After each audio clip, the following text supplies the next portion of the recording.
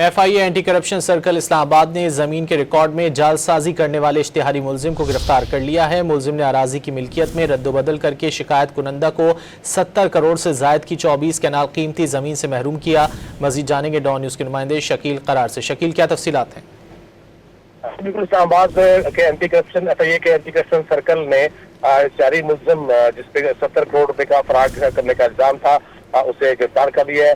ملزم کا جو نام ہے وہ راجہ سمر مختار ہے، جو ایک عرصے سے FIA اینٹی کرپشن اسلام آباد کو مشکوک تھا اور آج اس کی گرفتاری عمل میں آئی ہے۔ اور اس پر جو مقدمہ درج ہوا ہے اس میں یہ کہ اس نے ملی بھگت سے جو ہے ریونیو ڈپارٹمنٹ کے لوگوں سے ملی بھگت کر کے جو اس کا انتقال تھا اس کے نمبر میں تبدیلی کی تھی، جعلسازی کی تھی، جس سے ایک آدمی کے 70 کروڑ روپے کا جو ہے اس کا وہ نقصان ہوا تھا۔